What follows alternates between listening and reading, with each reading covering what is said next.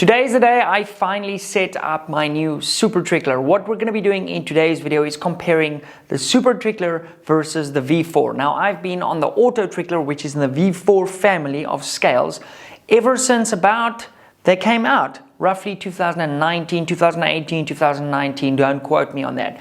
And the reason I decided to make that switch back in the day from like a Chargemaster or the Hornady Auto dispenser scale I was using is purely 100% based on time. I'm a firm believer of my time is the most valuable thing that I have. And lately, I have been finding that the V4, which is off to my left, which we'll get to just now, has been a little bit slow. So I've literally just set up the Supertrickler behind me. I'm gonna run 50 charges. I need to load some 6.5, wait for it, Creedmoor. I haven't loaded this in a while. So I'm gonna load some 6.5 Creedmoor. We have a 6.5 Creedmoor rifle in the house, which we will be getting on pretty shortly. What I've got on the left here is the 50 rounds we'll be using the Supertrickler for. And on the right, these rounds, I'm gonna pull out the V4 and we're sort of gonna swap in between the two. Now, without further ado, I'm gonna be dispensing this coffee grounds. It says here, caution, too much coffee will keep you awake. So this is what we're gonna be dispensing, YouTube person, so just relax. Coffee grounds go in the top here. There's a couple of things that I don't like about the Supertrickler so far, but perhaps at the end we can sort of summarize how I feel about both. And maybe I'll sell one of these scales for the guys in South Africa. So without further ado, I'm going to use my stopwatch over here, hit start, and then as fast as I can, load up 50 charges. But before I can do that, I need to set up my handy dandy little funnel kit. These are from Area 419. If you guys haven't seen these, this is called the Master Funnel Kit, and what's really cool about it, it's caliber specific in the little set, and it just makes your life a whole lot easier. Now, the coffee grounds we're going to be using today is a very fine ball powder. Okay, so it's very, very fine. I've got the machine set on auto. We're going to be dispensing 42.6 grains. I really like the display on this. There's a lot of information, and I'm a numbers guy, so this is really cool. So without further ado, I'm going to get my stopwatch. I'm not going to bore you guys with this whole thing. We'll come back at the end after I've successfully charged 50 cases. Ready, steady, and boom. I was going to say that would have been quick. I'm just going to put on my sort of double checky light. Okay, now I've burnt a little bit of time there while I set up the light, but trust me when I say I don't think at the end of this that it's going to be remotely close. Okay, that one's over. But anyway, it'll keep track of how accurate it is, which is super, super cool. And I'll show you guys the stats at the end. That whole charge took 6.1 seconds to dispense. That's crazy. And it's accurate to 0.02 of a grain, which is absolutely nuts.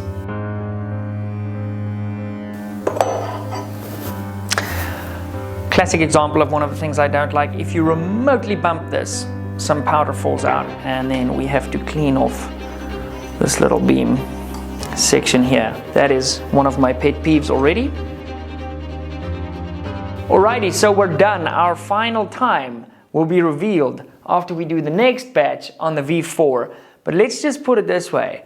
It went pretty quick, and our accuracy was, we threw at 87.3% accuracy. So even though it's fast, it's still not 100% accurate, but that is to be expected. By the way, spoiler alert, neither is that one. So I'm going to set this up quickly. Something that I also did was, just to make sure that I can actually drink this coffee, is to take a measurement from this scale. I took it over to our other scale and I actually put that on there to make sure, and it's within 0.2 of a grain from each other. So happy days, I can drink from both lots of coffee. So that is very exciting. Now, without further ado, I'm going to put the coffee grounds in the top of this hopper over here.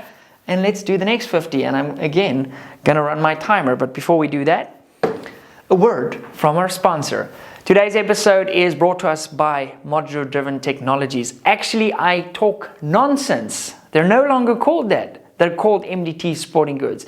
You can shop a wide variety of chassis systems and now wood stocks like the MDT Timber Frontier you see behind me. I recently shot a match with this thing and I wasn't quite sure how it was gonna sit in sort of that precision rifle space, sort of hybrid style, and it crushed. It was absolutely awesome. That video will be out probably in the next couple of days, so make sure you're subscribed to see me run the Timber Frontier in that match. With that being said, let me fill up this with coffee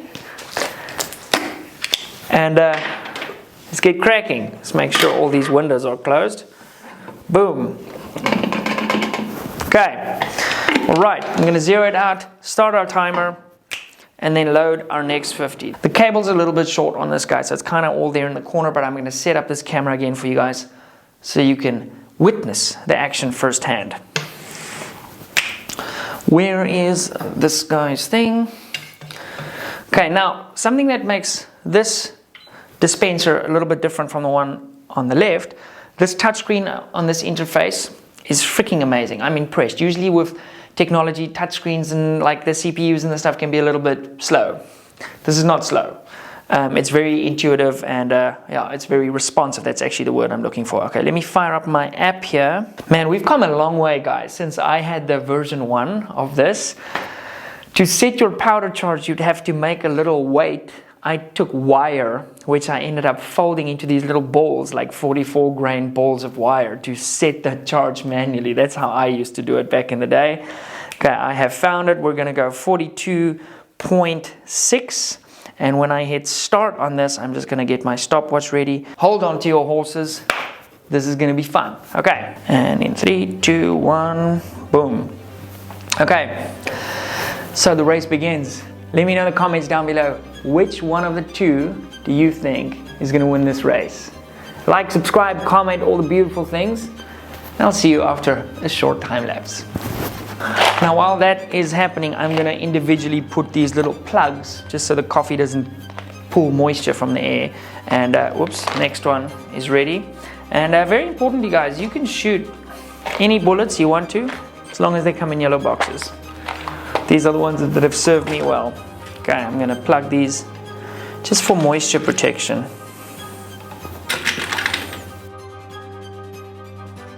So far, I'm actually impressed with how this this V4 is handling this super finely ground coffee. It's not doing bad. I haven't had an overthrow here either.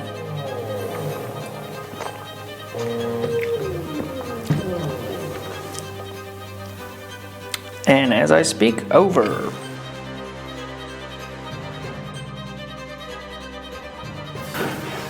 Alrighty lads, we have successfully dispensed our coffee grounds, and here are the results that you wanted, and that's why you clicked on this video probably.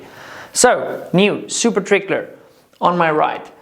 Success rate of 87.3%, that is relevant, and it did it in a time of 16.01 seconds, okay? I think we had 55 charges in total, and it was impressive with super fine coffee. Now, on this side, we have the V4. I actually had to do this manually because it doesn't have a nice interface like the Supertrickler does, and I counted the amount of overthrows and then did some basic math. Out of our 50 coffee things, it had 20 overthrows, okay, so an accuracy of 71.4%. Now, the moment we've been waiting for, was that faster than the Supertrickler? No, it was not. This is the time it did it in. Please focus on my hand. Okay, 17.4496. Not bad for 50 charges, really not bad at all. But the 20 overthrows, like if you're loading 200-300 rounds, it becomes an issue. So even on 50 rounds, that is significantly faster. And what really cool about that is you'll probably be able to set it up and have a nice cadence going. By the time you're done seating, you know, the coffee plugs that we put in the front of these, you should be able to just grab the next one, dump it, seat, and you're off to the race, and you can kind of work in that little cadence. Now, I made some mental notes as to what I like about the two.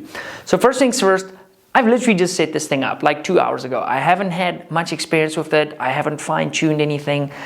But what I did notice is that it has basically this AI mode that it teaches itself as it's throwing, that it becomes more and more effective at determining when to switch off the little motors and how much to vibrate the motor by and how much is going to dump out.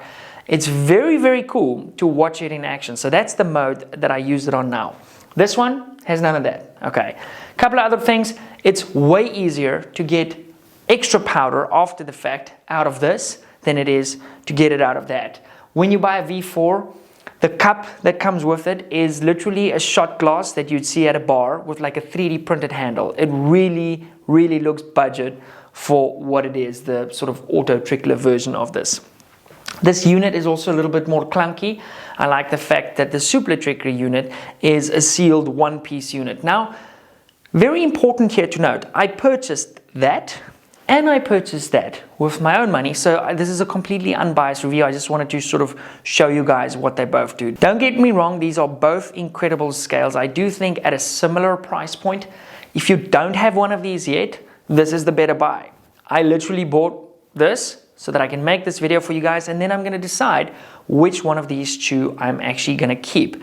Now I'm leaning towards the Supertrickler. If you go on my website impactproshop.net and you head on over to the reloading section, by the time this video comes out, I would probably have made up my mind which one of the two I'm keeping, and I'm going to sell the complete unit of the other one, and both of these are essentially brand new. Some other things that I want to say. It's also easier clearing off this little, the charge section if you do mess powder, but just because of the nature of how this one looks, powder tends to go everywhere. I also have noticed that the slightest bump when you're placing that cup on this, maybe it was just because of the coffee grounds being so fine, the slightest bump here, there, will tend to mess powder, and then you'd quickly need to clean it out with the little brush, and I had to do that once or twice, but that's really not a big deal. On this, however, because you have such a large surface, tends to get into all those little nooks and crannies. However, with this one, interestingly enough, sometimes you can just blow into it and it'll actually blow it off the sort of the scale section. I don't know what the technical term is for that.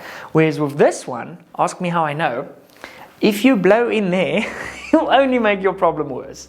So both of these are cool. I wish that there was some kind of funnel thing here for the occasional overthrow, that you could chuck that in better. I might actually 3D print some custom parts for this. So also head on over to my reloading section, because I might have like a little adapter thing we could put there. Anyway guys, that is it for my overview of these two. Both awesome. Which one do you prefer? Have you got both? Have you got experience of both? Are you still on like a Charge Master or something like that? Again, you don't need one of these scales. As I said when I started this video, the real reason I got the Autotrickler back in the day was to get my time back. I was working a day job and I was trying to do YouTube, and I just didn't have the time to stand in front of my scale for so long because I was loading at night when my kid was... It was a nightmare. Okay, so that's why I did that, and that thing has paid for itself over and over and over and over again. And I think that this one is also going to pay for itself over and over. So let me know in the comments down below which one of these two you guys are going to pick up, or if you're going to stick with your scale. I don't think there's a right or a wrong answer here whether you should have one of these scales. This is literally just a case of which one of these two is the quicker one of the two.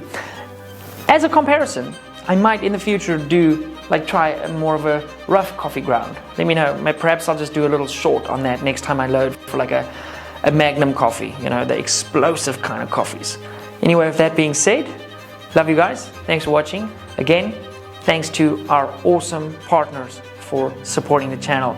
And thanks to all the Patreons supporting the channel. Thanks to you guys for watching the videos. I'll see you in the next one.